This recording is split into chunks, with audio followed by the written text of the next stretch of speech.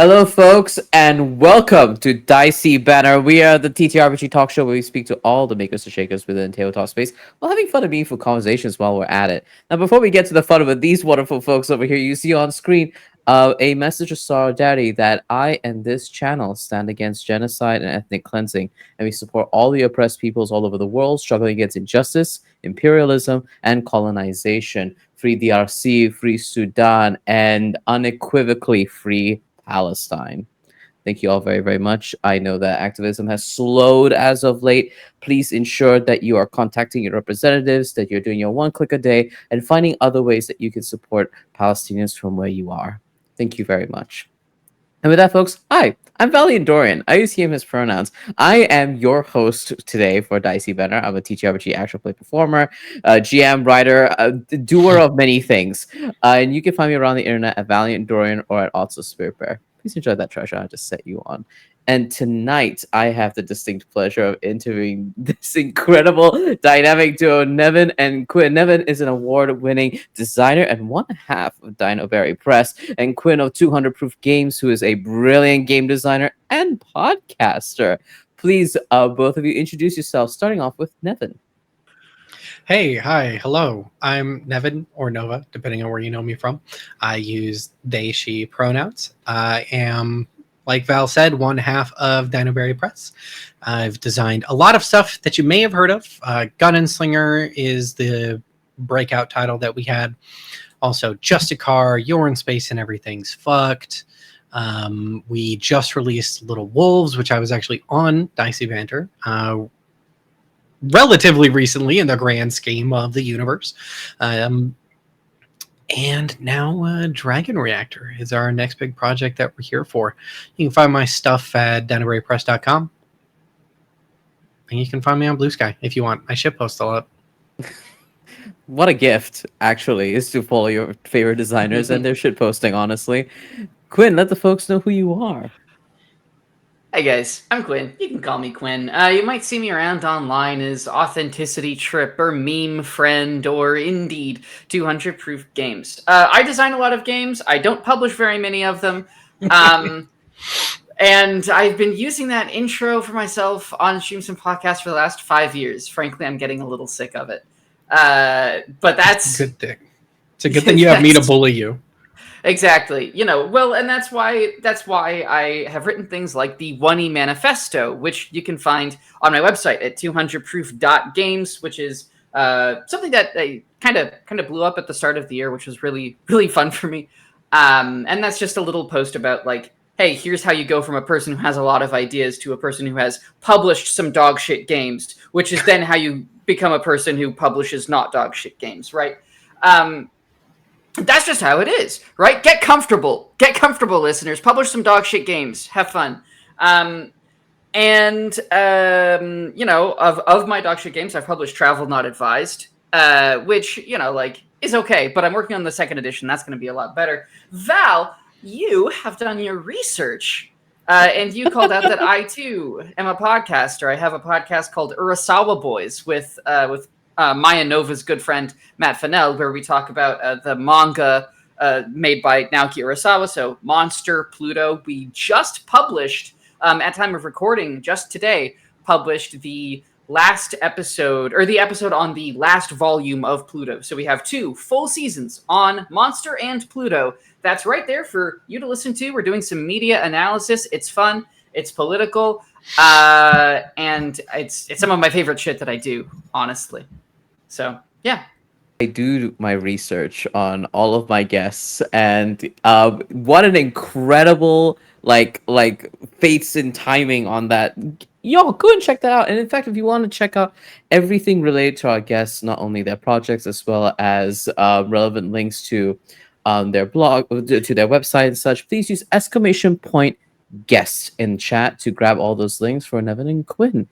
And with that, folks, we're here, as Nevyn has already said, we're here to talk about Dragon Reactor, which is a mythopoetic mech tragedy game about conflict on a grand scale. It's about warring governments, rising rebellions, and slowly waking god machines, and the effects of forever wars on those who are involved. It is the ever-turning wheel of time, how we're always racing against it, and wanting to do the right thing, but having to pull the trigger instead. If that is not the most most cool opening line about this game, you should definitely use !Dragon Reactor in chat to go check out the project and back it right now. And if you're enjoying today's Dicey Banter, please consider donating or leaving us a tip. The funds raised will be used to tip myself and our guests to show our appreciation. Use !Donate in chat to support us. And if you want to support the show longer term, feel free to join my Patreon tier star as low as $1 a month. And with that, folks, let's hop, skip, and jump right into Dragon Reactor, because I was saying this in the backstage before we jump fully onto the recording. I have been reading Dragon Reactor religiously since our production meeting. And when I mean reading it religiously, I mean I had to take a flight to The Hague for my lawyerly duties, and I was reading it on the flight.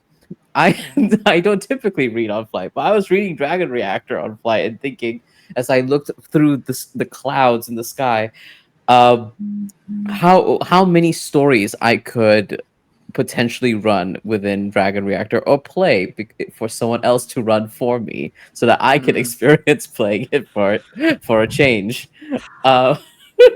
But before we talk about Dragon Reactor, I think it's more prudent that we talk about the both of you first, because both of you are designers that are collaborating on this.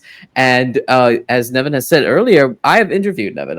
I've gotten Nevyn's origin story, but I would love to hear the origin story of this duo in terms of how you know each other. So how do you both of you know each other? How did this friendship start?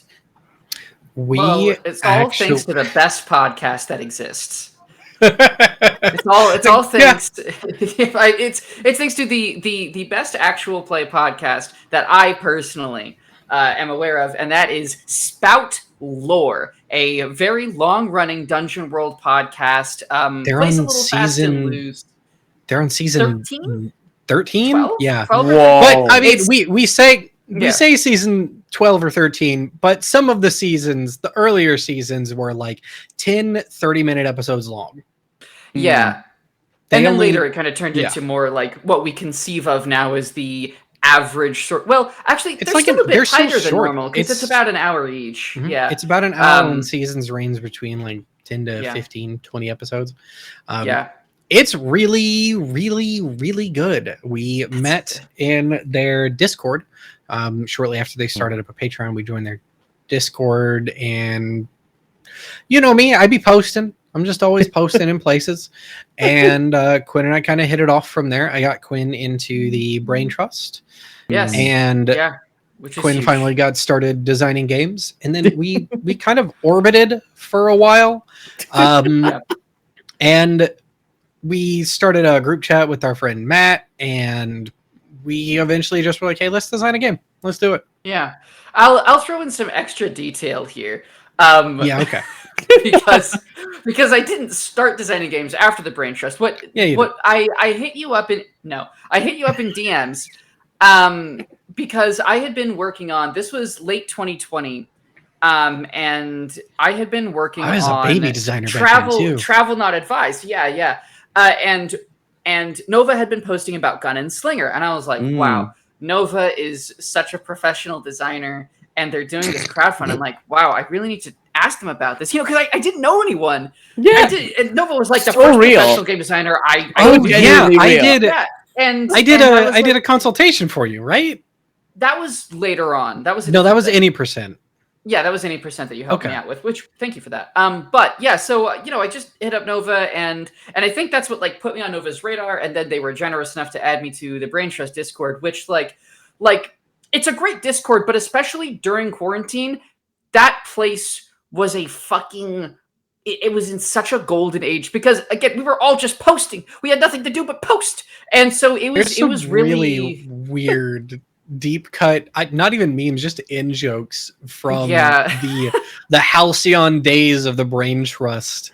Yeah, and so much good design discourse, like really good design discussion. Healthy. Just like seriously, at the time, it was really just like the Brain Trust is the right name for it. Just an absolute who's who incredible bright stars and people who I'm really, really honored to call my friends and friends in the sphere today, like Nova or Dan Phipps or Adam Bell, or indeed Matt Fennell, who I met in the Brain Trust. Like, it's really, I always try to hammer this home whenever someone asks about like how me and Nova got together and like what's up with this partnership. But like in no way would I be anywhere near where I am now if I had not been lucky enough to befriend Nova and to be introduced to the wild world thanks to them. So it's just gratitude. Gratitude's important. I'm pretty cool. Sweet. Yes. The both of you are pretty cool. Like, we're both pretty cool. I just, I have to do that. I'm insecure, so I have to do that thing where when somebody compliments me, I break the tension with comedy rather than acknowledging how grateful I am to have this partnership with Quinn and how grateful I am, for the fact that we have come so far, not only as designers, but also as friends, as if we've worked on this project for 3 years or something. I can't acknowledge that because that would be sappy, and I'm not. Yeah, it is really, I've been finding myself, especially as we've been doing these interviews, like here we are kind of off the back of a few interviews now, which you should really check out. We'll plug them later. Yeah, we'll plug them in the chat. Yes. So they're all great, and each of them even better. Stuff. You can find links to all of our interviews on the Dragon Reactor Backer Kit page at bytes.rip/dreams. Yeah. So we're coming to this interview after a few other ones, and just like me and Nova were definitely friends, but especially the process of working on this game together, we are now like good friends, and spending time together and seeing how we are on these podcasts and just the riffing. It's so and funny. It's so funny. We just have so much fun being together now. Not that we didn't have fun before, but we, as I said, I think I said this on a previous podcast, but we just know how to dance with each other, and it's a really special thing. It's a really special thing to forge that kind of artistic and personal bond with another person. If you guys don't know what it's like to collaborate with someone artistically, I really recommend trying it with literally any of your friends, even if they've never done art before. Just find one that like you trust and just start making something, because really, really wonderful things happen when you do that. That's giving me an idea for a game jam of like grab a buddy and make a game or something. Game jam. Oh, that's a good jam. That's a requirements really to join. Find a friend. That's a really. Oh, I guess I have to do it now. All right. Yeah, you have to. Can you do me a favor, Val, and do that next year? I can do that next year. Yes, I want to be done with Dragon Reactor. Yeah, I want to be on this jam too. Like, I feel like a lot of times designers are like, "That's a jam. That's a jam. Write that down." This feels like a jam that should actually happen. Yeah, I think that is. It could even be like a longer jam. It could be like 2 months. I think it should be. Yeah, yeah. It can be my next birthday game jam, because I hosted one this year for my birthday. Which perfect. Just make a game, and then now this is my theme for next year. Is you grab a buddy and you make a game. It's the sequel. It's the sequel. Thank you for sharing about your how the both of you have emerged from a friendship, from a connected piece of media they've enjoyed, and then entering into a creative collaborative relationship with one another. 2020. To have known each other from 2020, what an age, truly. That was when I got into TTRPGs, and then I only joined the Sphere in 2021. So this is incredible to know how the timelines converge. And the both of you have talked about the Brain Trust and how within this community you've had the opportunities to have good game design discourse, to be able to actually have these very, really productive conversations and develop each other's skills. So I wanted to ask the both of you, what do you think each of your approaches to game design is, and how do you think those styles complement one another? Oh, what a great question. Nova, do we want to answer? Were we about to have the same idea of answering? I feel like we were about to have the same exact thought here, where I explained what Quinn's process is. And all right, I'm ready. Okay. Yeah, so Quinn has two modes of game design, and they work together really, really well. Method one is spaghetti at the wall. Quinn gets an idea that is like it grabs the back of their skull and like takes control, a la the Ratatouille of game design, and it forces them to just fervently design until they get get the rat out of the hat. And this creates some of the most fascinating design that I think I've ever seen. It can be rough at first, but the second part of Quinn's design brain comes in, which is refinement. Quinn is incredible at going in and refining something. Quinn can take a block of silly putty and refine it into the Statue of David or whatever the fuck. Those two things work together really, really well. And it's been very, very fun to learn to work with something like that, because I don't necessarily design like that myself. But I think that after Quinn says their hot take about how I design, I think you'll see how we have come to like meld in this project. Hit me with that hot take, Quinn. For sure. So, I mean, first off, truly a terrible podcast to have the cameras on for while Nova was just sitting over there saying nice things about me. I don't think I've said a nice thing about you on any of the podcasts. This is the first time. No, you've avoided it very, very studiously. A Dicey Banter exclusive. Nova likes their friends. Yeah. So the way Nova works on things, and this was, I mean, it is really funny to say, but especially like Nova just said, I do spaghetti, and that's very, very true. Nova is extremely process oriented and professional. And I think organized is too strong of a word, but I do think iterative and like what's this stupid fucking word? Get back, get here, get over here.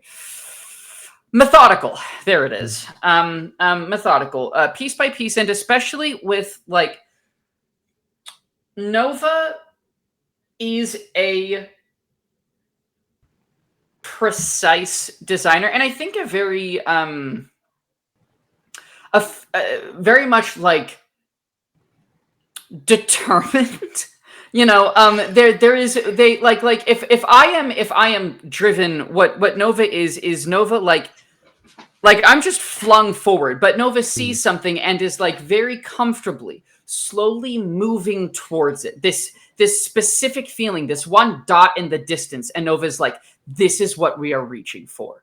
And is really willing to cut and to say that's out of scope. I'm not doing that. I'm not thinking about that. I'm only thinking about this. Right. And that creates these designs. Literally a verbatim quote from a meeting we had. yeah, literally. But that creates these designs that are so idiosyncratic.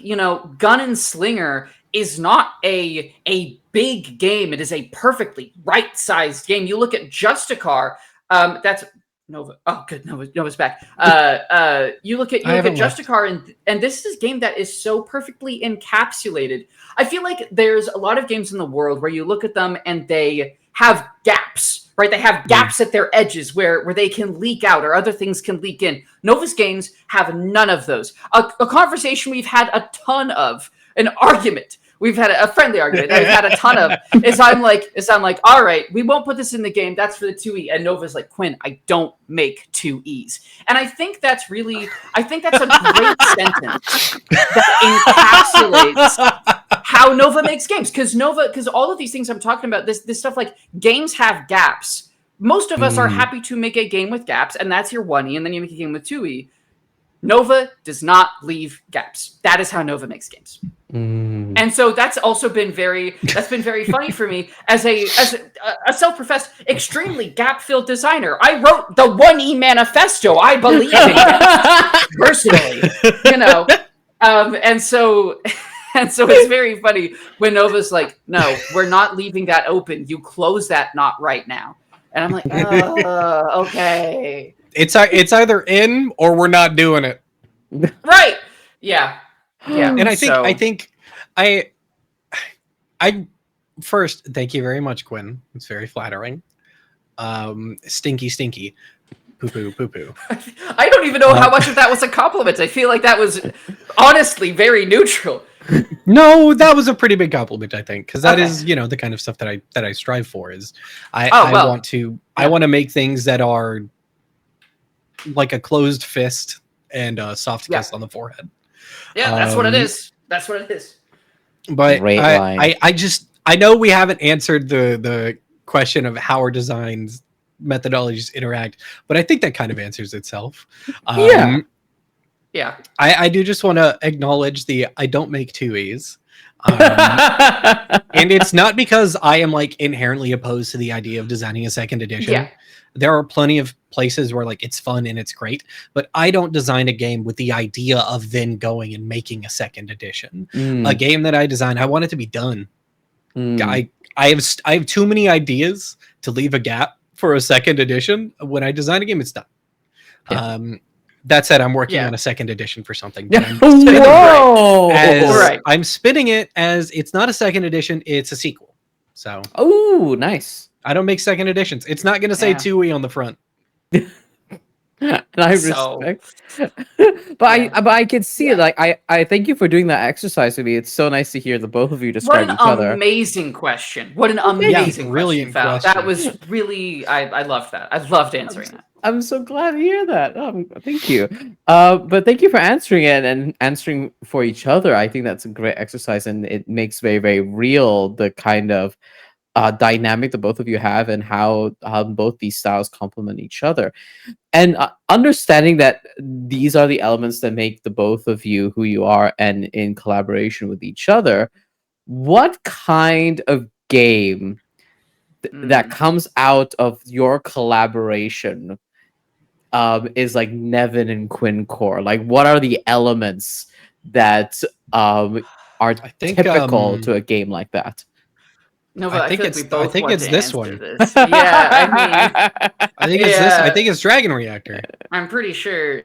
Yeah, I really. This is so. It's worth saying that Dragon Reactor is the first time we've worked together on a project.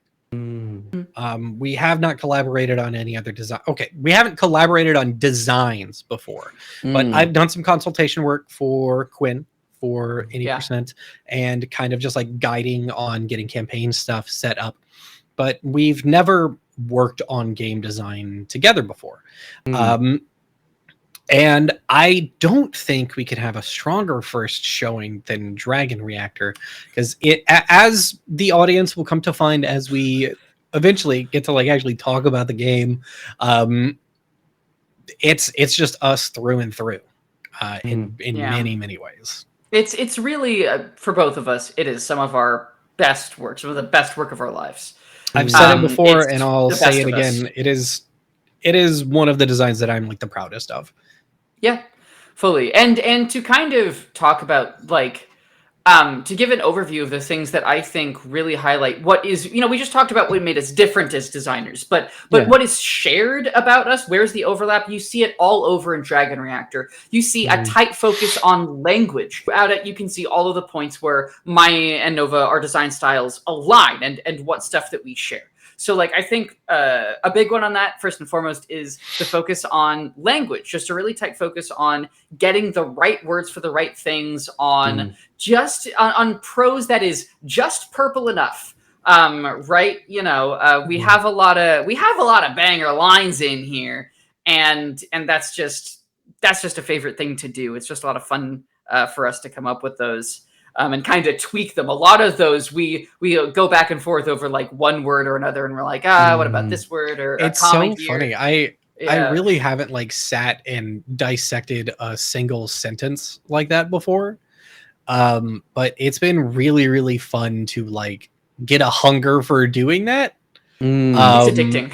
Because that's something that Quinn brought to the table. I mean, I'm very particular about how something is. I honestly, well, the thing is, I'll just keep the sentence in my brain until I figure out what I want it to be, and then it goes on the page. Sure.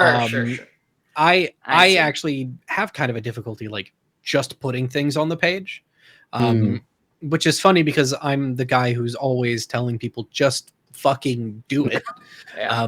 But if I don't have like I can't force myself to do it, but when the moment strikes, it's out there. Yeah. Mm. Yeah, so that's one thing that the game has from the two of us. Another thing is when you look at the mechanics of the game, they are similarly rather precise things, and I think that they strike a really, really good balance between being kind of crunchy and having mechanical incentives, and being like, oh, this is a game that I enjoy engaging with mechanically. I can hook into these dice mechanics, while those dice mechanics are also just as narratively driven and also narrative fuel in and of themselves. And I think that's something that me and Nova both really care about, are mechanics that really, because one way you can see a mechanic is that they are transition points between the world outside of the fiction and the world inside of the fiction. And we really care about that transition being smooth and having good verisimilitude, right? Having it feel good to go, here's my idea, here's how it's getting translated in. That is a moment of gameplay that me and Nova, in all of our work, really highlight, I think. Nova, do you have something to add to that? Yeah, I do. There's a word for this that Brian Flaherty forgot to say, and that's Brian. ludonarrative harmony is the term. Yeah, you've all seen video essays about ludonarrative dissonance. Why we you think gotta that's do for this? losers. Well, yeah, it's dumb. We're actually in the phase of loving yourself and designing your games with ludonarrative harmony or resonance, as some people might call it. Yeah. Oh, that's incredible! Wow, I learned a new term today that's going straight into the game design library. Thank you. You don't need to worry about that term. It's such like head up on ass type stuff. Yeah, but it's fun to say that I know that term. You know, it's fun to say. It's really fun to say. Viewers, listeners, say ludonarrative harmony and ludonarrative resonance, and just thumbs up for how good that feels. Yeah, it feels good as a lawyer, get engagement, right? It just feels good. That's how you do this. Yeah. No, I mean, listen. There's something about my lawyer brain that just lights up of learning a very, very hyper specific term to be used in a hyper specific way. You know, and it's just like absolutely ludonarrative harmony. Yeah. You know, like this is it feels good. And as promised. Thank you so much for entertaining my questions, kind of like more centered on the two of you as designers. But I think it's time we give the people what they want and talk about Dragon Reactor. And I think that's fair. They've waited long enough. They waited long enough. Yeah, we gotta talk. I'm sure there was a timestamp for you to skip all this boring people stuff. No, we actually had a very, very nice. We concluded at the right time. Yeah. You all have the easiest guests I've ever had. This is incredible. Good. We haven't had to reschedule this a few times. So everything's totally fine. It's been great. It's mostly because of me. But anyway. No, I think each of us. I think because that first we time, literally first time. All of us, because I completely slept the fuck through the first recording thing. So it would have, all of us have at least one under our belt for having to put. And that just makes this fair, it's fair. Exactly. Equity. Equity. Points at camera. Equity. But let's in this great spirit of equity, let's talk about Dragon Reactor, which is not about equity in any regard. God, no, it's in the spirit of equity. But we did talk about. I gave that nice blurb about Dragon Reactor. You sure did. And this game is exploring stories about large scale war, tragedy, destruction, the cost of war, and with that kind of landscape of Dragon Reactor, I have to kind of ask, what kind of came first? Was it the sort of like like the wider sort of like world building that came first with regards to the mech style world building with the dragons, or was this a project that came from mission value first and then the world came after? It was kind of simultaneous, I think. Yeah, It's kind of like a chicken and egg situation. They Mm. birthed each other, which is how that works Yeah. with chickens, I think, right? Is that correct? We very much it really started with, we both really wanted to make a mech game, like kind of independently, and we were talking about how Right. badly we wanted to make a mech game, and then one of us, I don't remember who, said let's make the mech game together, and then we started doing it. Well, I think it Um, was. I think like it was. It was sort of. I think you. I don't think I knew you wanted to make a mech game. I just posted a rant about Gundam, and I was like, "Dang, I should make a game." And you were like, "Okay, make it, loser." And I was like, "Okay, make it with me, loser, loser." And yeah, we've kind of always been bullies to each other. It's great. yeah, Affectionate, Yeah, it seems. we thematically, we both like pretty much the exact same things from the source material. We both have pretty much the exact same feelings about mecha, Gundam, and like the TTRPG equivalents, or the TTRP space of the mech genre in our tabletop games. So when we sat down and we actually started talking about the game, it was very quick, like, oh, we want to pull on these same things. We want to tell this story in this way. And it would be really cool if we have our own twists on it, have our own twists on the genre, because I like to make weird shit. Quinn likes to make weird shit. So we were like, how can we make this weird? And as we continue to design it, all of the themes just continued to be more and more reinforced while we were working on it. yeah. To the point where there was actually, I wish this had happened earlier in development, but there was a moment where we were trying to figure something out, like why this mechanic wasn't working. And there were two reasons behind it. One, the language for it just wasn't right, and it wasn't getting people in the right direction. But two, the mechanic itself was not strange enough. The mechanic itself didn't do enough with the medium that we hadn't seen much of before. So it became kind of a developmental catchphrase of the game: make it weirder. Yeah. And that's like our guiding light on a lot of, make it tragic, make it weird. Definitely. And I think like I can't necessarily speak for Nova because it's not like I've been front and center for their other development cycles, right?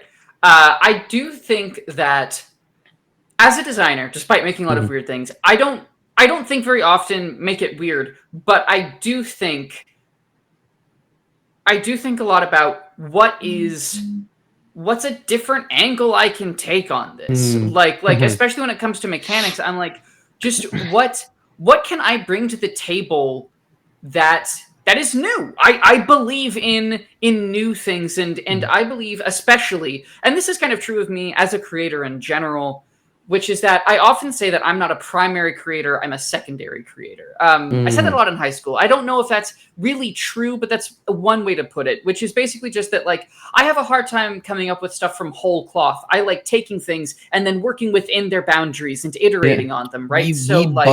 We both do that a lot. Like, it's literally on the Dinoberry Press website. Game design inspired by the things we love. Yeah. Everything that we have designed, and that things we love doesn't just encapsulate like, oh, this is a game inspired by a game I like, or a game inspired by media that I like. That it goes beyond what the layperson would call content these days. And it goes into, what approaches to things do I enjoy? What people in my life do I care about? A lot of our games are directly like designed with people who are in our lives in mind. And I like to make weird shit.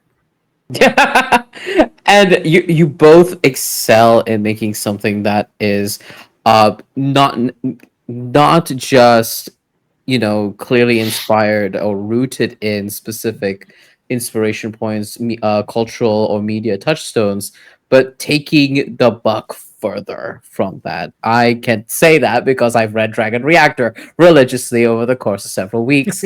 I think I am qualified to say that. But acknowledging all of that in mind, I know Nevyn and I we were doing our Dicey Banter interview with the focus on Little Wolves. We did explore the idea of like, making things based on the things that we love and some of the cool inspiration points behind Little Wolves, behind a bunch of other titles within Dinoberry Press's catalog. I want to know for Dragon Reactor, what were those cultural or media touchstones that you were looking at, and what were the both of you thinking in terms of like, these are the touchstones, these are the things that are clearly inspiring and are cornerstones within this particular creation. Here's how we're pushing the boulder further. Here's how we're pushing the dynamic further. So we should answer this in two parts. First with the inspirations, and then we can loop around to the... Real quickly, I do want to just say something which is like when, because you talked to Nova about like working with media inspirations, and I just want to inject a quick thing about what I do when I'm doing like genre emulation or whatever, which is what drives me to make games that do genre emulation or are strongly inspired by media. The question for me is always, I want to be faced with the challenges that these characters are faced with. I want to be in their situation so I can see what choice I would make.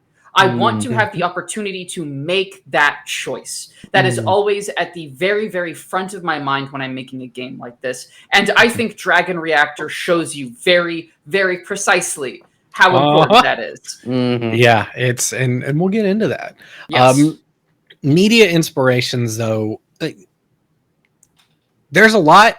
We actually, one of the first things that we did when we finally sat down to like really start working on this game was we wrote up a list of touchstones, but we weren't just like, oh, this, and this. It was what specifically from this are we trying to pull on? Like I remember sitting Quinn down and being like, okay, so we know that we are going to be pulling from the original Mobile Suit Gundam 0079.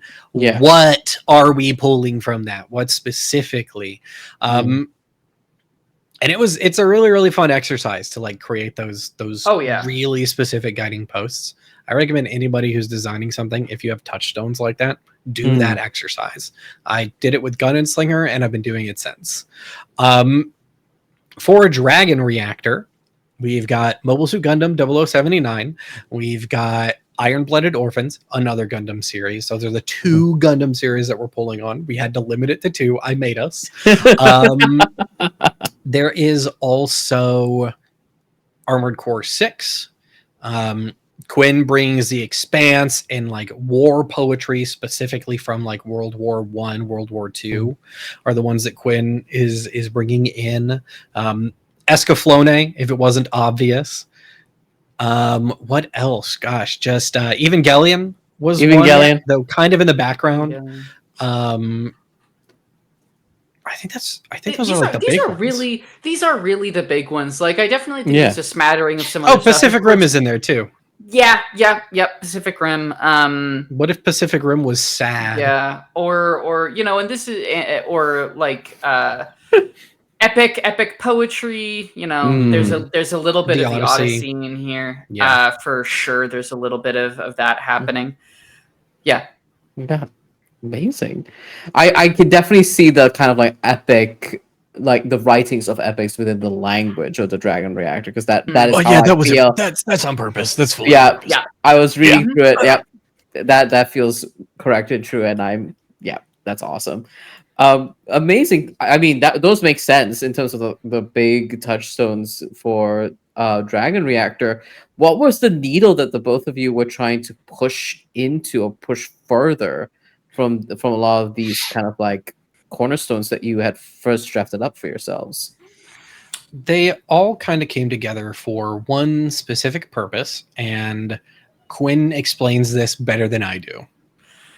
Yes. So this is I love doing this one. I've had this locked and loaded for a long time. This is almost like a summary of that I mentioned that a lot of this game started with like a rant I did in the group chat. A lot of this comes directly from that rant, which is basically just that when you look at Gundam series, and in particular, the original series, Gundam, Mobile Suit Gundam 79. What is the Gundam? The Gundam is a single weapon that is equivalent to an army all by itself. It wins the war by itself. When the freaking Gundam shows up at a battlefield, all the Zeon soldiers are like, oh fuck, it's a Gundam, I'm dead. And so what is a Gundam? A Gundam is a nuke. It's a nuclear weapon. It's the fucking win button, right? And so that just really intrigued me. This idea of like, okay, what about a mech game where you are playing as not just a pilot on a side, not just a really good pilot in a really good mech? What if you were the Gundam pilot in the mech that can win the war by it fucking self?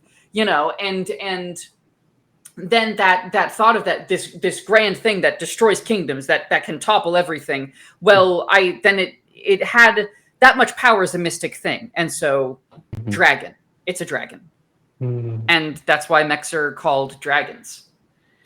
And that is kind of like the thesis of this game is like, how can we make a mech game that makes you that gets that feeling. There are 100 million mech games in TTRPGs, and I hope to God that we live to see 100 million more, because they're all amazing. Yep. They're all doing something different than what we are wanting. Lancer is incredible. It is great, like crunchy tactical combat with really interesting machines and gorgeous art. Armor Astur is a really, really awesome. Armor Astur. Oh shit! Is that Forged in the Dark, or is that PBTA? I haven't read it in a long time. Armor Astur is the PBTA one, but with a lot of other stuff happening. Armor Astur is a busy. Armor Astur has a lot going on. It's really, really cool. Yeah. And funnily enough, one of the things we were like is we can't just do Armor Astur with this. Because I was in the middle of reading it while we were designing this and listening to a podcast that was playing it. And I was like, we can't do this thing in this way because Armor Astur does it like that. So we have to do something else. On top of just, again, we want to make sure we're doing our own thing here. Yeah. And we really wanted to make sure that every single decision we made push this game design towards how can it be mythic, how can it be tragic, because that is the angle on these stories. The two Gundam series are 0079 and Iron Blooded Orphans, two of the most tragic Gundam series that are out there. We really, really wanted to pull that forward and give it a send up, while also just being sick as hell. Yeah. And I think something else to think about is that people talk about Gundam as being like, oh, this is the real robot series, right? That's a genre phrase that people use to describe Gundam. But frankly, so for those of you who are unaware of the history, the quick version is that prior to Gundam and prior to the late 70s, you had super robots, right? Mazinger Z and whatnot. These very giant, smooth. We do not care. Voltron was before Gundam, wasn't it? The original Voltron? Yes, I believe so. I do believe so. They love combining. But so a super robot is a very different thing from a real robot, right? Gundam's a real robot because it's intended to read to the audience as something that could feasibly exist. And the interesting thing, however, is that when you look at Gundams thematically in their own series, they are not really treated as... Gundam was far before. Really? Was that Gundam? The original Mobile Suit Gundam 0079 was literally released in 1979. Voltron was 84. 84. Interesting. Yeah. Noted. But anyway, just I didn't want somebody getting mad at me about that. No, it's a good thing. It's a good instinct. Good instinct. I guess just so all of this to say that that nuclear aspect, that mythic aspect, is something that every Gundam agrees upon. But like, I think a lot of mech games are more interested in that boots on the ground feeling. Like, I am a single soldier, a single participant in this greater war, in this greater world, and there is a really cool fantasy, that military fantasy of being just one soldier, maybe a great one, maybe a really effective one, but just one. But that's not what Gundam is about. Gundam is not about being just one soldier. It's about being the nuke. Yeah. It also, I mean, it kind of is about being just one soldier, depending on which Gundam. Right. It's just one soldier who is right. Funny, like, it's one soldier who has a nuke on a leash. Yeah, and you're just a normal guy. It's really, really fascinating. And I do just want to say, like, again, everything that we design in this game is intentionally in conversation with other mech games. Yes, we love every single game that's out there that I have read and played. They're all bangers. There was just a specific itch that we really wanted to scratch, and Dragon Reactor is how we did it. We cannot dive into talking about Gundam, or we'll be here for 4 hours and not talk about our game. I caught myself. I was about to do it. I was about to just dig into Gundam. I do still want to echo that. I like all the other mech games. I really do enjoy them. I think they're great, and I think they're super fun. It's just, this is what we wanted to do. And with that, folks, thank you all so much for joining us for the first half of this Dicey Banter episode. Please get up, stretch, pet your pets, tell them Mr. Valiant Dorian loves them very, very much. And when we come back, we'll be diving more and deeper into Dragon Reactor and the game design mechanics behind it. And be sure to use ! Dragon Reactor and ! Guests, and consider backing Dragon Reactor while you're on break. Thank you all so much. We'll see you in 10 minutes. Take care. Hello, folks. Welcome back from break. I hope you took that time to get up, stretch, pet your pets, and tell them Mr. Valiant Dorian loves them very, very much. And to use ! Dragon Reactor to go and check out the crowdfunding campaign for Dragon Reactor and go and back it at a tier that looks great for you. You'll be supporting this incredible project, and we're about to dive deep into some of the really, really cool mechanics to help make a lot of the themes and the narrative of Dragon Reactor sing. And with that, let us dive right back into Dragon Reactor and the game design of it all. Yeah. So Val, if you were reading this book religiously, and listeners, I must be clear, this is not a large game. No. Right? How many times did you read this? I read it about 9 times total. Hell yes, you've read it more than me. I read it a lot. I read the demo a lot. I actually opened the thing that I wasn't meant to open. But yes, I read it a lot.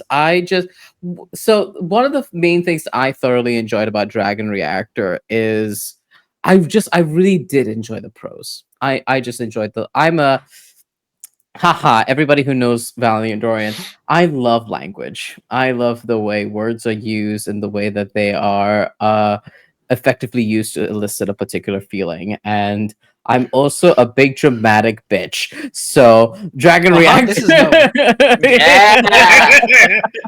target audience. And I read through all of this and I was like, Dicey Banter is coming up. How do I very, very normally and politely tell Nevyn and Quinn that they made this for a dramatic bitch? The dramatic bitch is me. I am the core audience.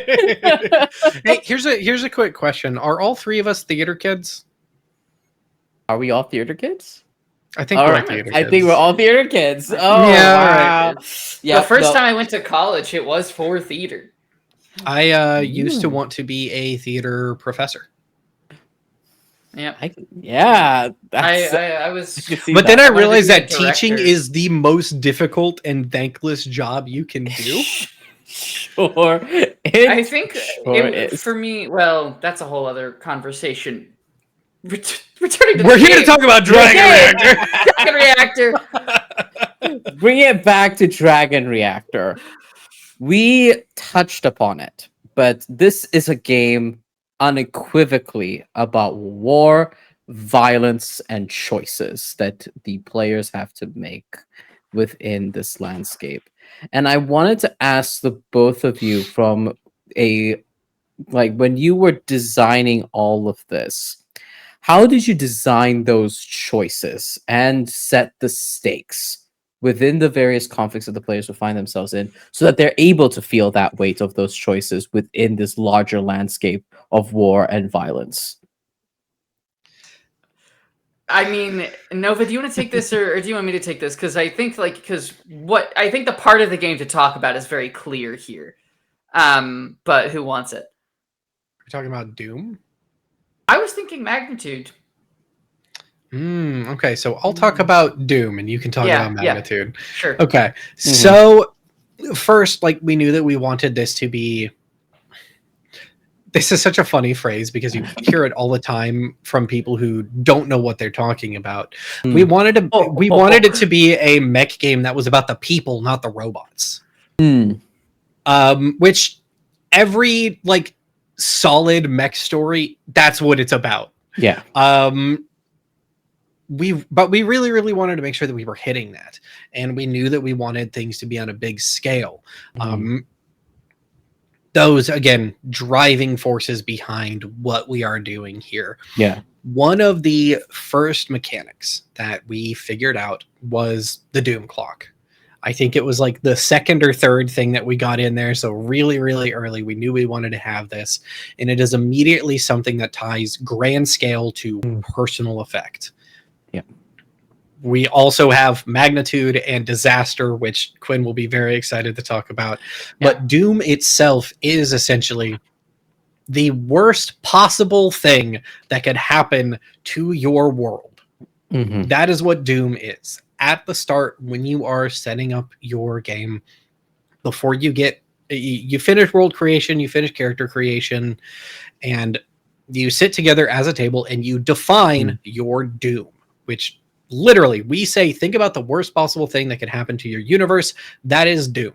Create a 10-step clock, and when it fills up, it comes to pass. Full stop. So you have this grand, massive thing. And, we give examples of like, this can be the Forever War starting anew. This can be the destruction of the universe. This can be the Empire wins and gains control. But we're telling the story from a perspective of people piloting super weapons. Yeah. Key language there being the people. The people are the ones with the perspective here. We don't really zoom in a lot in this game on power structure. It's definitely a topic of conversation that the game has when you're talking about factions and stuff. But we care about the people. We care about you, how you feel about your robot, how you feel about your anchors, and how you feel about your rivals. All of those things are directly tied into Doom. Because if Doom comes to pass, shit's going to change for everything on your character sheet. Yep. Yeah, and so if Doom is kind of like the macro scale, how your choices affect the world, magnitude is more on the moment-to-moment during gameplay scale of that, right? So when you are in combat or in conflict, right, and you undertake some meaningful action with your dragon that is going to impact this conflict in some way, you work through passing a check, which involves selecting a magnitude, right? And so you describe what you're doing, and then you talk about it with the poet, which is the title for the GM role in this game. And between the two of you, you determine what the correct magnitude of your action is. Now, the magnitudes range from taking out a couple of suits to doing something inhumanly powerful that changes the entire battlefield, right? So when you select the magnitude, what you're doing is you're selecting the stakes of your action and making a choice. Here is the size of swing I am taking.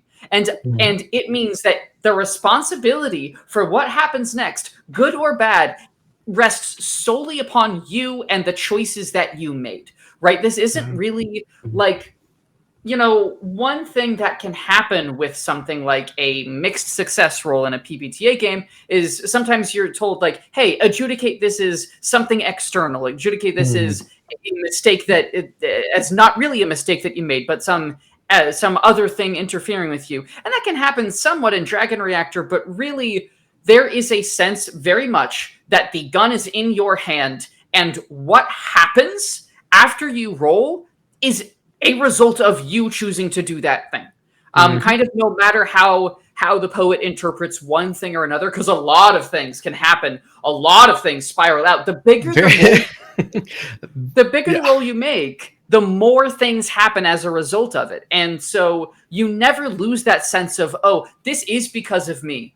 I was going for this big swing. I wanted to do this big thing instead of taking it safe and easy. And now look, this is a fucking mess. And it was my choice.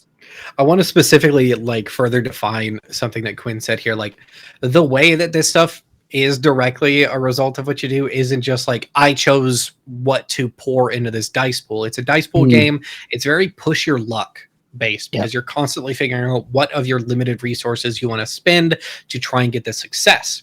Bigger magnitudes need more dice, spend more resources, or get really lucky. But every result, higher magnitudes need more dice to succeed, and depending by how much you succeed or fail that roll, that determines the tier of your success. More hits, better. Less hits, much worse. The average result is Pyrrhic, which means you technically succeeded, but some bad shit is still going to happen. The number of dice that you roll directly correlates to how many positive or negative outcomes that you get. They are points that you and the poet get to spend on a predefined list of burdens and boons. Those are positive and negative outcomes. You get to pick your boons and the poet gets to pick burdens. They can be picked multiple times from both sides. It's really fun. Speaking as someone who's very, very evil with those burdens when I am being the poet. But it's directly like the reason the poet gets to deal 3 damage to you and bring in a rival is because you fucked up. You didn't push yourself hard enough and you weren't just quite lucky enough. And it is great. Spinning off of that, back to like magnitudes and failures, there is something called the disaster table, which I think is one more way that this game becomes very, very personal to the players. Every character has a number of HP tracks. Basically, you've got 3 different types, and they can all take 4 different damage. These are, of course, injuries, damage, and woes. Injury is damage to the pilot. Damage is damage to the big robot. And woes, it's emotional damage. It's trauma. Anytime one of those fills up to 4, you have to roll on the disaster table. And you roll not just 1 die. No, you are rolling a number of d6 equal to the total number of filled condition tracks across all pilots who are in the session. And those die get totaled. And the worst stuff is higher up. These results range from your dragon gets destroyed, a rival shows up, you die, the enemy reveals a super weapon, massive stuff. And it's another one of those ways it's like, oh, this disaster is happening because of the decisions that I made. If only I had pushed myself a little further or less. If I hadn't taken that injury to get that extra die, I wouldn't be this hurt right now. I wouldn't be having to roll 3 dice on this table, and I wouldn't have just rolled a pilot dies.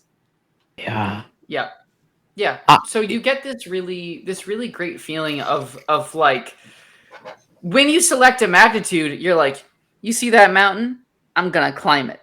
And then you don't. And then you fall the fuck off and die. You know. I want to talk about a recent playtest session.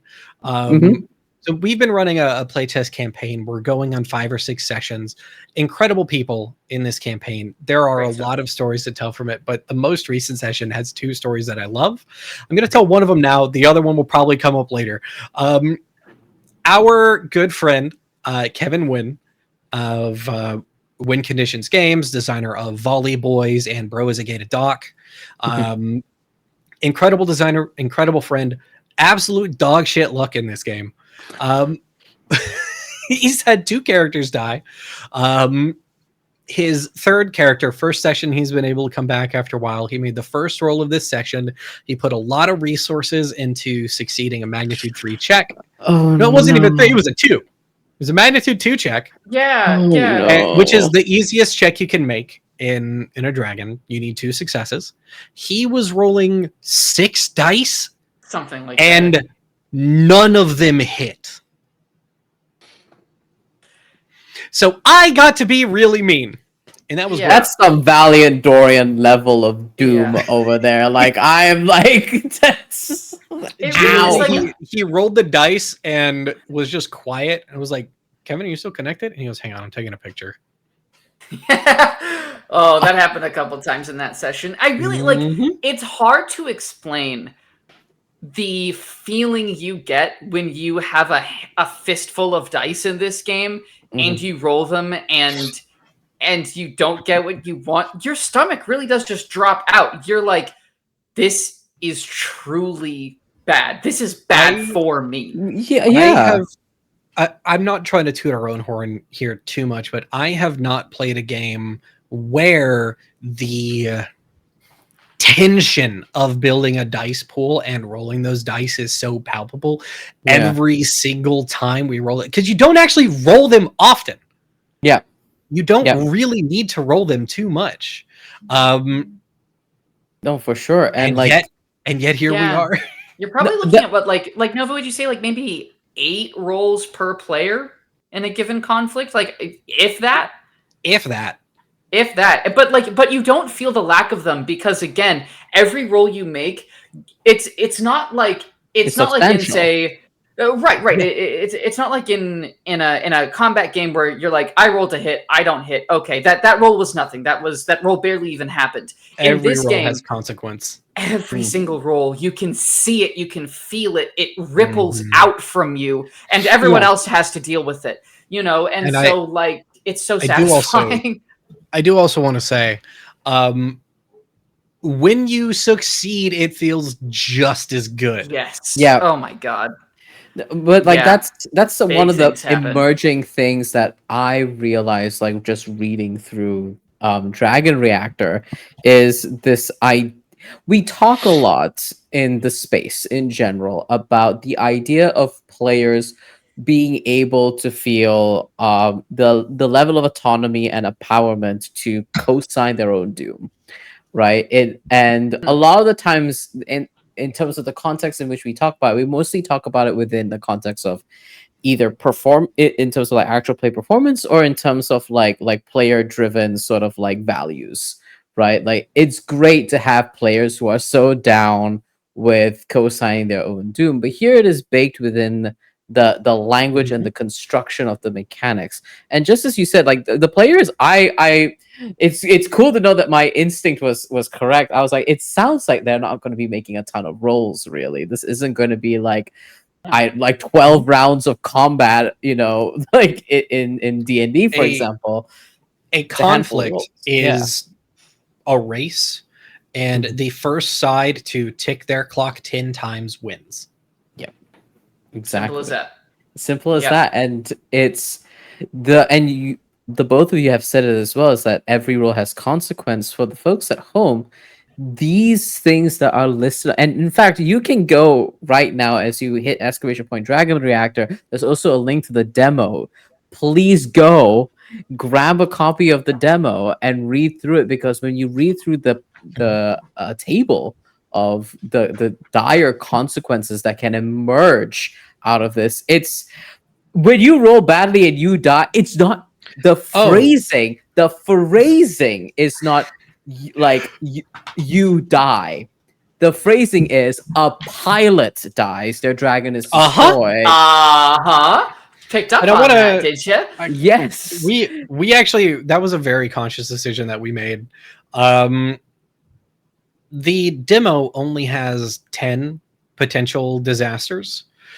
The full game has 20. 24, I think it is. 20, 24. Terrifying. Some of them are repeats, obviously, because we want to yeah. make sure that it's. We Yeah. wanted to Numbers, yeah. weigh some of the things. We don't want you to.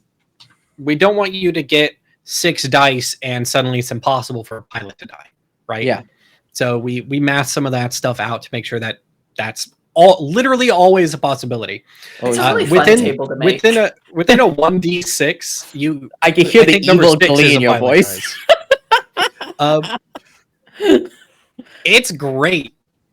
It's actually a 1. 1 is a pilot dies. Their dragon is destroyed. Which we are changing because that's why. No, but we talked about this. We talked about this in DMs. You said you wanted to. I said maybe. You said I agree. You said the words I agree. Do you want me to screenshot it? This is why Kevin died. Is because he kept rolling with 1 die on the disaster table, and he rolled a pilot dies twice in a row. Fine, whatever. I still think it's really funny. Oh, it's incredibly funny. It's incredibly funny. I forgot what I was going to say aside from that.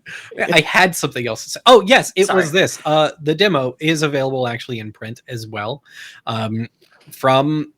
From right now through the end of the campaign, you can go to dinoberrypress.com. You can pick up a print copy of the demo for $5, or if you make an order of $20 or more, we'll include it for free. I am running to the site right now. Give us money. to grab a. That's dinoberrypress.com. I'm a slut for physical copies. I don't know how many people you had to ship to Malaysia for backing Little Wolves, but we had a few. Yeah, we had a few. And I was like, it's actually really cool to. It's always really, really cool when we see orders from like all over the world. We mainly get stuff from like the US and Canada, but we often get stuff, at least on our crowdfunding campaigns, from like Southeast Asia. We get a bunch of stuff from Australia, which is very expensive to ship to from here. I'm certain that's definitely and only true. Getting worse. Wow.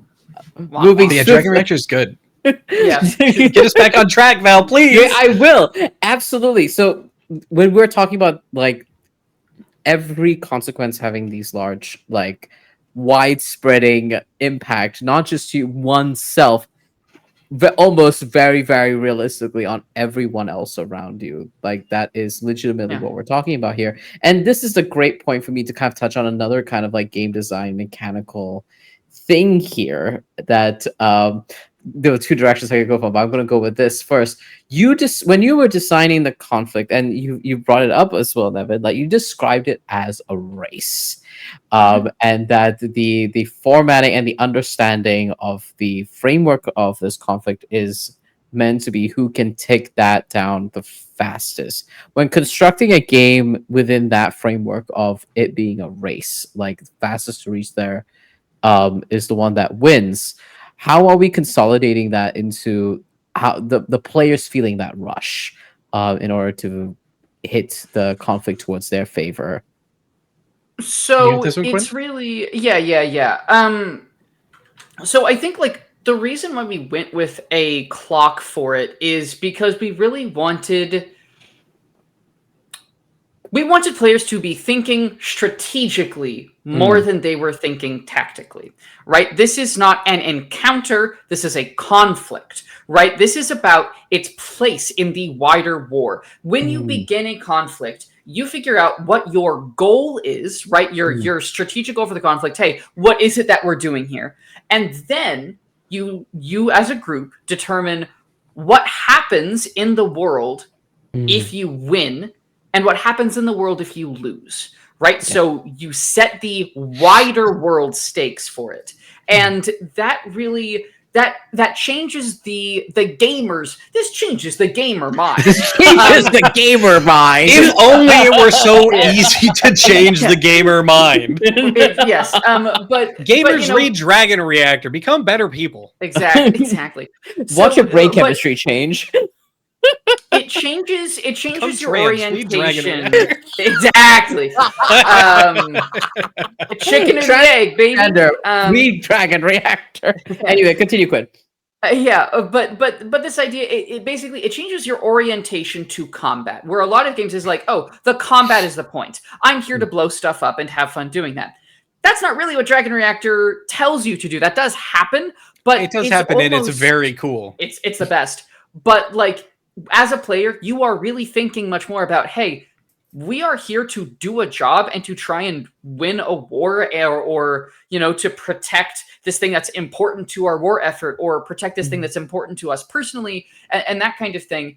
And so having this clock, this very specific clock for a very specific thing, and then having the opponents have their own clock, it lets you focus in. Here's what really matters. Here's what you really need to think about. The opponents are doing their thing, and the poet is kind of handling that. You don't waste your energy trying to stop them.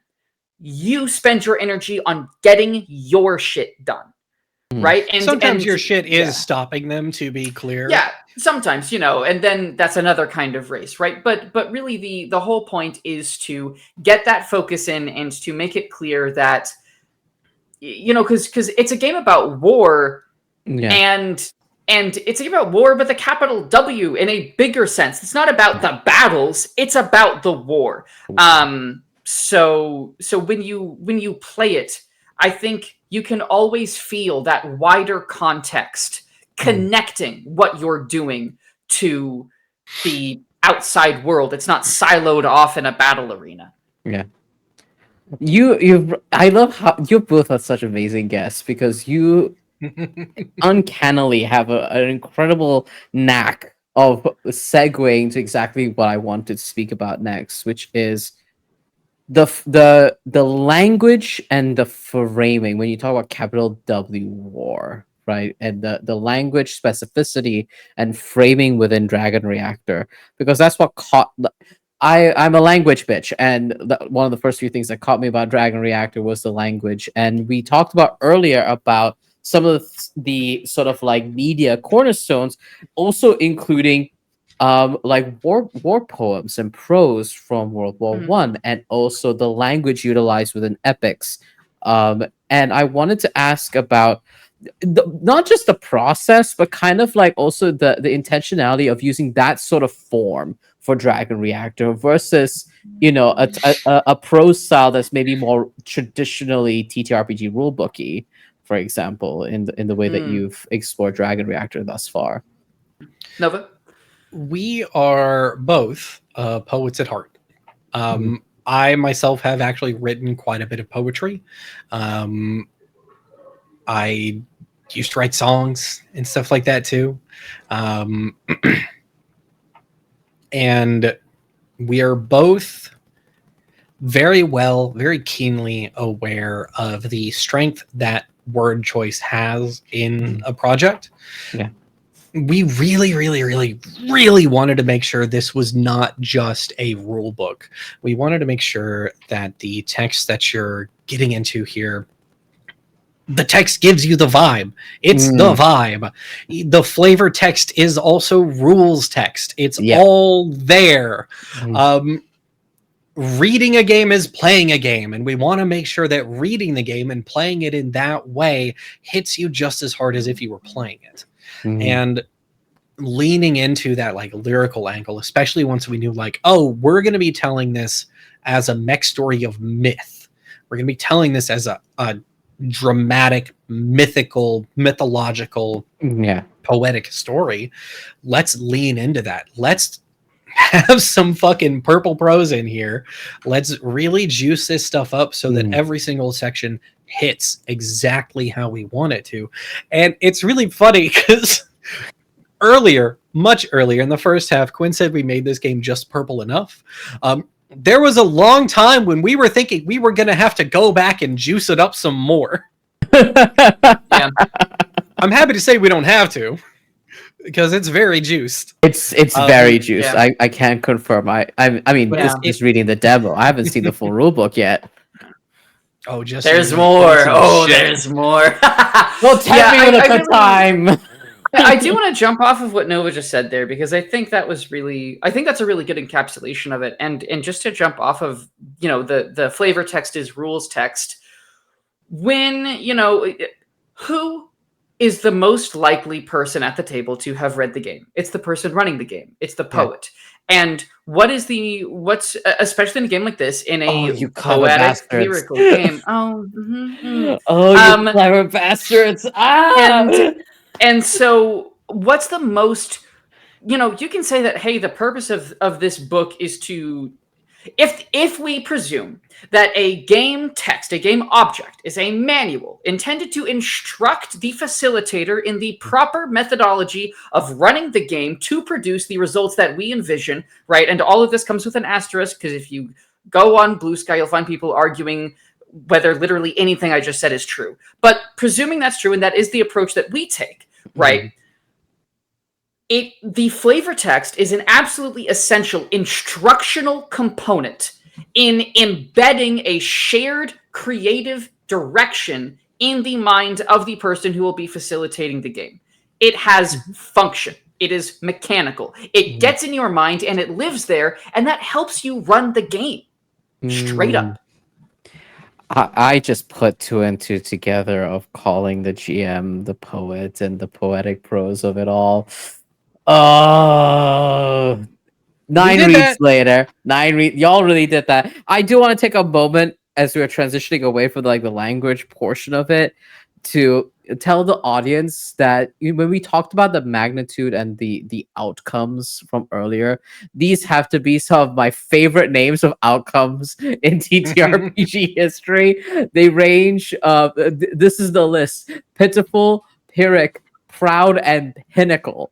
Which is, I saw the list and I was like, oh, they were cooking. They sat in there and they were looking for. I'm so glad I love alliteration, because that list hits. It hits though. The alliteration, it hits. It's good, and it's also the layout design as well. Like the length of the words as well as they sit on the table, and the way that they look as well in that line of text when you're explaining specifically what they are. Jam did such a phenomenal job laying out the demo. Y'all should pick up the demo just because it has exclusive layout. Because this is Jam's layout for the demo, and the game will have different layout from Luna, who fucking rocks. So this is why you should get both, right? It's complete your collection. It's limited edition. It's limited edition. Complete your collection. No, I love that so much. All right. I've got a couple more areas of game designy stuff that I want to ask before we wrap up this interview. I promise. So now I get to ask my fucked up question about dragons. So we acknowledge that we spoke about the dragons kind of briefly before this, but the following on from the philosophy of guns, right? The dragons are super weapons. They are an incredibly powerful force that can end a battle and are wielded by people and by man, capital M man, right? I want to ask the both of you, because I know that in the demo there is a setting, but it is also very cleverly worded. I kind of want to ask this question anyway. What came first? These legendary mythical super weapons of dragons, or the war? It's up to you. Yeah, depends on the setting. Always depends on the setting. In the full version, so the demo comes with a setting that is ripped directly out of a playtest session that we ran with our editor Sam Lee. We loved the setting so much that we were like, we have to use this somewhere. It's too saucy, so we put it in the demo. In the full game, you can find the answer to that question. One of the tenets of this game is play to find out what happens, as it should be in every game, to be honest. But there is a section where you create your world, and it's a set of 4 or 5 questions where you answer things like, what do you know about where dragons came from? What is a rumor that is said about where they came from? How long has this war been waging? Who says they fired the first shot? That kind of thing, yeah. What does tech look like? So the answer to that is it depends on your table. Completely depends on your table and the story that you want to tell. And it really is crazy how much you get out of such a short list of questions and such a short world creation process. It's fucked up, frankly. The kind of cool shit you can get. We've played this game a lot. I think this has had the most pre-campaign play sessions out of any game I've ever designed. Absolutely, same here. And every single time we run a session with a new group or run a session starting from the top doing world creation, it's completely different. Like completely. None of them are even close to similar. And they all slap. They're all really good. They could all be fully fledged anime just by themselves, like no sugar added. You know what I mean? Yeah. Oh, thank you for entertaining that question of mine. I was just so curious. Great question. I sorry for the cop-out answer. I don't think it's a cop-out answer because it feels in tune to the game design philosophy that the both of you have. So to me, it doesn't sound like a cop-out answer, and it's a very, very real answer.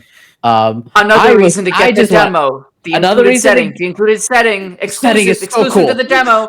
The setting is genuinely very, very cool. Y'all should. If you don't want to buy it, you can get the demo for free on my Edge page. Yes. Both links will be available, though I recommend giving money to your designers for making this very, very cool game. And this very, very nice layout and everything. Pay folks for their labor. It's included for free in orders of $20 or over on your site, isn't it? That's what I hear. Yeah, that's what I heard. You should do some girl math about it. And what you should do first. First, you should go and back Dragon Reactor. You should go back that because we would love to fund if we're not already. Second, go to dinoberrypress.com and pick up the demo. There you go. Absolutely. Or spend $20 on some of our other really cool stuff and get the demo for free. Really cool stuff. You're basically losing money if you don't. Yeah, that's exactly right. That's how the math adds up. Absolutely. Yeah. Amazing. I wanted to kind of tie one more question with the dragon, and that is, these players, these characters, these pilots, they are helming a entity of great power, and Quinn earlier described the original Gundam as this is the nuke. This is the weapon to absolutely capital E end the battle, right? When designing and creating the pilots and the dragons and then working in tandem, what were the kind of frameworks you used in your design choices to help them kind of get in tune to that idea that what they're holding is a very, very large gun pointed at the entire world? I think that a big key to this is the contrast. The game is filled with contrasts everywhere in it, not just anachronisms or things that seem anachronistic given that this is kind of a sci-fi game at heart. The genre is sci-fi. But the contrast between how we design the pilot and how we design the silhouettes, which are the types of dragons, and even how we designed the rivals, that contrast really helps these things give each other room to breathe while also completing each other. You'll notice that the pilot does not have stats. Pilot's just a pilot. They don't have stats. They have refrains, and they have a move that they can only ever do once. Yep. Dragons have the stats, and they have modules, and they have once ever moves, and they help complete the character sheet. If you think about it that way. Without a dragon, you're only rolling one die unless you push yourself. Yeah. Because you're not in your dragon. You don't have those stats. Those are your machine's stats. Mm. When you are at the helm, when you're in the pilot seat, then you get access to its power. Then you feel like a complete character. Yeah. Yeah, the magnitude system, which I talked about earlier, that really is, I think, kind of the key to giving you that feeling of having this power to influence the battlefield. Because you only have, because there's 4 magnitudes. When you're in your dragon, you don't even roll magnitude 1. Magnitude 1's entire job is for if you somehow find yourself outside of a dragon, which has never even happened in the playtests, and ideally never Not does. true. We did it But once. When did it win? Oh god, that way back when. Way back. Okay, it did happen. But that's the thing, right? Is that the whole point of the dragon is that it gives you access to these magnitude things, and the magnitudes basically tell you in their description, you shouldn't be able to do this, right? But you can, because you're in a dragon. Yeah. It's also really funny. I want to loop back to the like in and out of the mech thing. Yeah. As the game is written, the only time you're expected to not be in your dragon is during countdown. That is the time to not be in your mech. But if you're in conflict, you probably want to be in that thing. Yeah. You probably want to be in there. If you're not in a dragon, you die real fast, is the thing. That said, I am going to be I'm juicing some stuff for our next playtest session, given the events of what has transpired. Oh god. Oh. I'm gonna be real mean. My mech got wrecked, so you were supposed to die. I was supposed to die. Refrain. I used the refrain to deflect it, yeah. Oh my goodness. It was a close We were thing. supposed to have 2 players die that session, and they both used a refrain to keep themselves from dying, but at great cost. Oof. I'm obsessed with this game. I'm obsessed with this game. My final question on game design to the both of you is about the story of the capital M man within the story of Dragon Reactor, within the game of Dragon Reactor. We have all these different like playbooks, all these different characters and archetypes that you get to play within Dragon Reactor, and each of them have an associated rival. Tell me more about the process in like constructing the kind of almost the rib cage of the story of these people within the grander frame of Dragon Reactor, Nice. as well as the rivals that accompany them. So I'm gonna first say right up at the top, the pilots and rivals and silhouettes being paired up in this way is something that is exclusive to the demo. In the full game, you get to make your own character, you get to choose your rival, you get to develop that story as you see fit throughout the course of play. I really, really like how things came together for the demo, and it has this and the response that it has given us some ideas for things that we want to do in the future with Dragon Reactor along these lines. We have a running list of expansion stuff that we want to do, provided we fund bytes.rip/streams, go back Dragon Reactor right now, give us money, please. It's going to be really funny if we funded by the time this airs. It really would. It has happened to be multiple times. Absolutely, it has. Just a quick behind the scenes thing. When Jam was working on the layout for the demo, she created some custom additive pilot archetypes and rival archetypes, and they're so much better than ours. It's true. They're really, really good. There is genuinely another world. We almost did design this as a playbook style game, but we decided not to because we wanted people to have more flexibility in their individual characters and the stories that they want to tell. And there really is that flexibility. Usually. But playbooks hit for a reason. People write playbooks for a reason. It's because they're good as hell. To get to your actual question, a lot of what into it was we got to have pilots. Obviously, pilots got to have rivals. Who else are you going to kiss?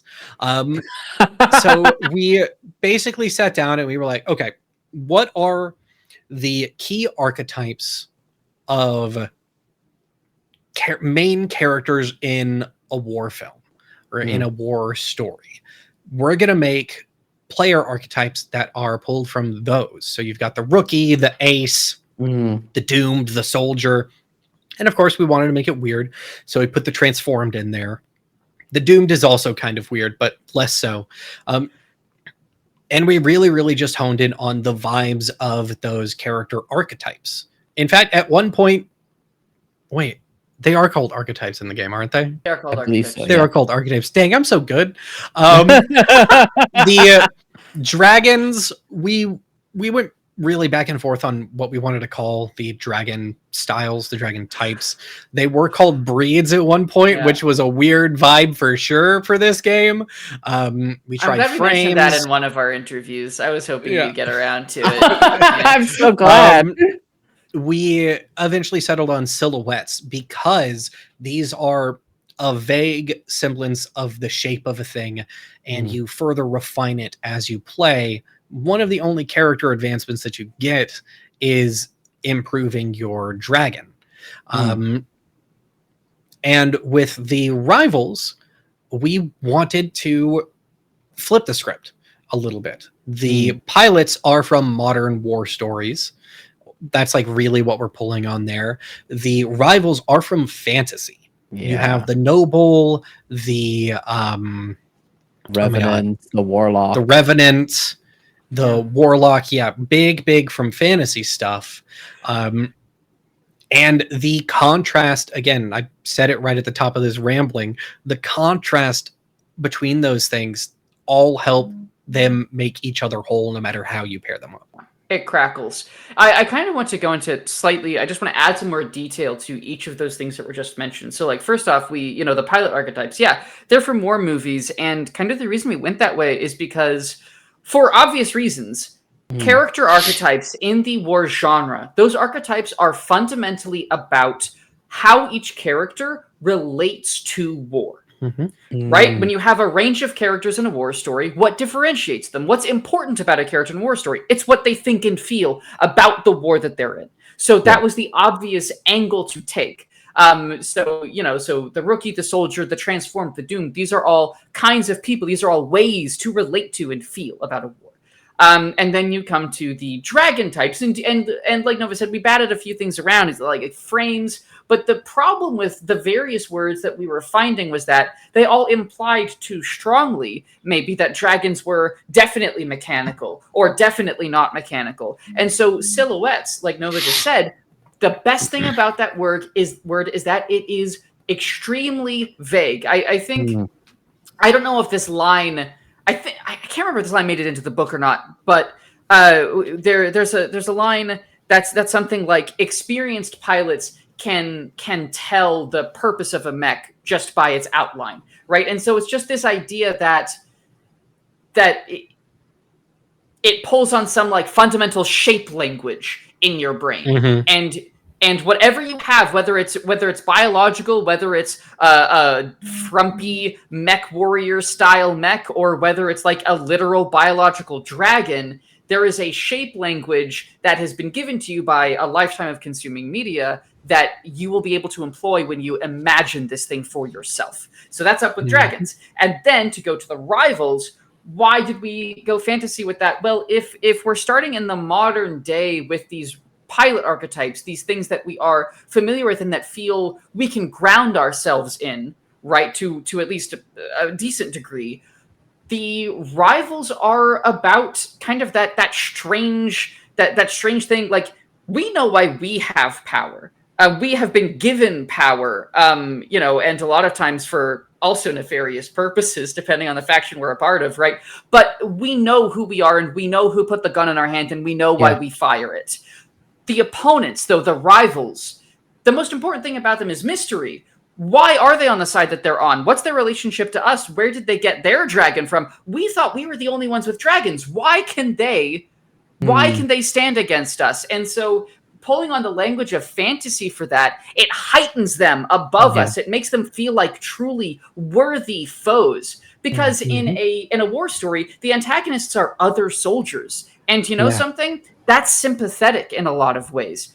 These rivals, they're not sympathetic unless you make them sympathetic. They are threats to you. They are threats. They want you gone. They want you dead. Yeah. I think another thing to just kind of like pull on there, not only it doesn't just make them like above you, strong, like worthy opponents, they're different in a very, very meaningful way. They are cut from a different cloth than you. You cannot understand them in the same terms that are used to define you. What a deeply queer framing. Isn't it? What a deeply Hey Quinn, I told you from the fucking start this was a queer game. Quinn didn't agree that this was a queer. Quinn didn't agree that this was a queer game until we made it so that the noble can establish themselves as an anchor for any pilot. Oh, this is a deeply queer game. Deeply queer. It's sorry. This is a joke. This is a joke. It is a joke. Yeah. But specifically, of course, the game is queer. What I wasn't sure about is if I wanted to advertise it as such. Oh yeah. And then now we have a rival that can make themselves anybody's friend. And I was like, okay, not even friend. So yeah, we haven't talked about anchors at all. Really. Yeah, no, we haven't. Yeah. Anchors are NPCs that your pilot cares about the opinion of. That is like how we have written them. Yeah, mask style. One of the burdens that the poet can establish is to ascribe a negative moment with an anchor. Positive and negative moments, it is your relationship meter. Anytime something gets ticked there, it's like you're playing a Telltale game and it says Bob will remember this. That is exactly what that is. When it fills up, you get to have a scene with that rival during Countdown for free. That for just free? happens. The noble isn't an archetype of rival that is in the demo because we don't have anchors in the demo. Yeah. The nobles, once per conflict move, is that they can establish themselves as an anchor for any one pilot who is present. We built in enemies to lovers. We built in toxic yaoi.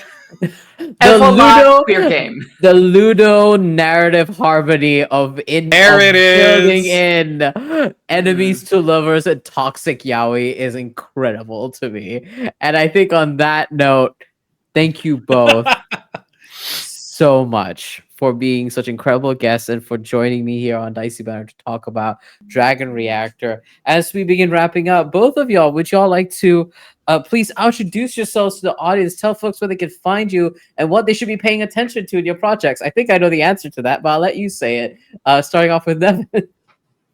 All right. Yeah. Hi, I'm Nevyn or Nova, depending on where you know me from. I am one half of Dinoberry Press. You can find us at dinoberrypress.com, where you can find the Dragon Reactor demo, like we said.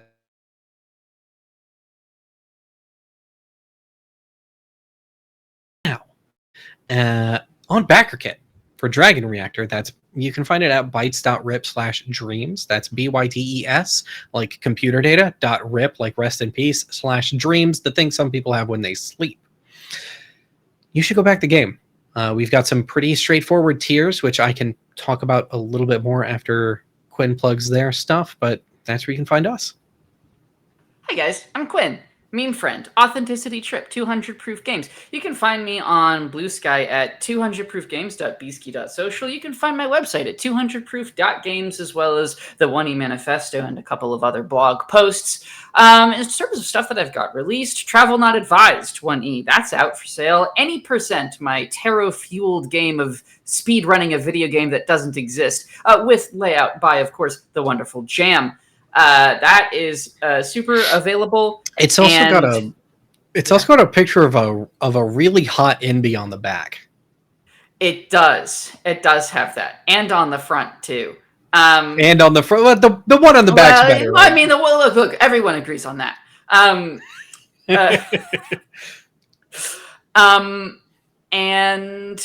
I've got a lot of other stuff in the works. It would be great if you followed me and stuck around for what I've got lined up. Oh, and Urasawa Boys Listen to Urasawa, Urasawa Boys. Boys, important. We do really good work on Urasawa Boys. Quinn's very proud of this project. I'm really proud of it. And you should be. Yeah. You don't even listen to it. This is the second time. This is the second interview in a row I've had to yell that at you, Nova, on air. There's too many podcasts, Quinn. You can't blame me. You said that last time. And I'm going to continue saying it until I've finished my current podcast feed, which I'm a million miles behind on. Anyways, we're just like this, y'all. Yeah. We're just like this. I also wanted to take a moment to plug some of the work that Jam is doing. If you like the work that Dinoberry Press is doing, you should absolutely check out the work that Jam is doing. You can find her on YouTube at Dinoberry Press. She is making monthly postcard dungeons that are system agnostic. The videos that she does are full process videos, like start to finish. Here's how this dungeon gets made. Here's what the thought process was on it. They're all wildly different and very fun, and I edit them, so I can definitely tell you that they kick ass.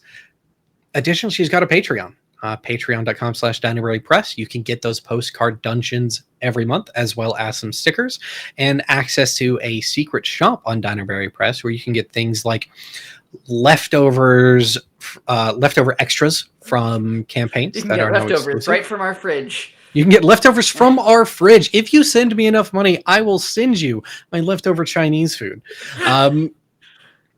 There are actually, like, not a lot of people know this. There are, Yearns Space was originally going to be printed at home, and I was going to screen print all the covers.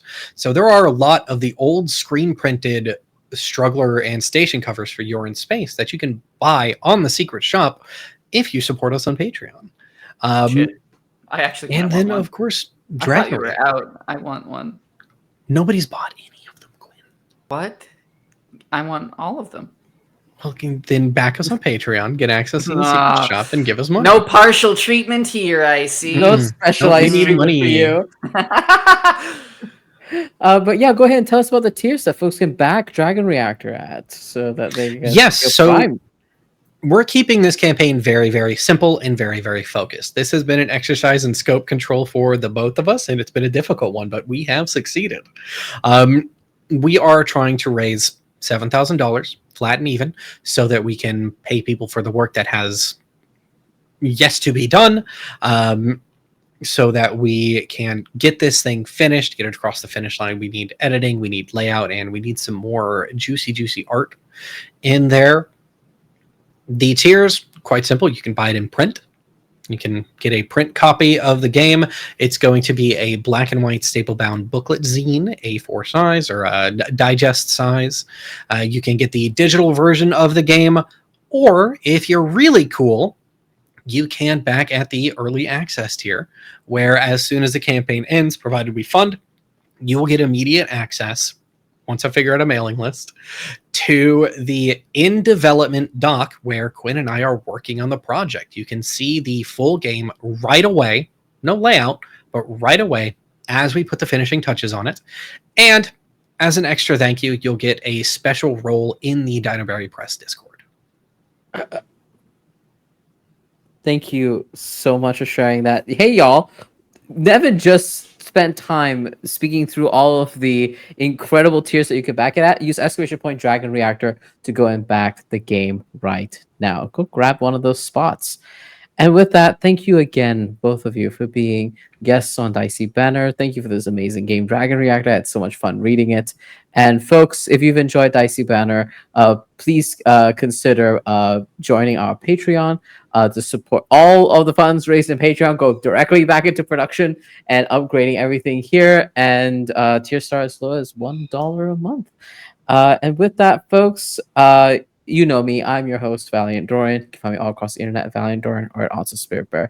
Enjoy that little treasure hunt I just set you on. We've got a couple of projects coming up. Obviously, Arc 4 of Transplanar RPG's Chaos Protocol is coming up soon. And this is a great time to catch up on the show before Arc 4 premieres. In addition to that, my show in collaboration with Monty Cook Games, which is a lore diving theory crafting show centered around the world of Invisible Sun, is in production, and we're going to be announcing a release date to you all very, very soon. It is kind of a show that's unlike anything else in the space currently, so I'm very, very excited about it. But follow me on socials to keep an eye on the project as well as the Patreon. Thank you all so much. Have a fantastic rest of your day, and go and back Dragon Reactor right now. Take care, everyone. Right now. Thank you. Bye.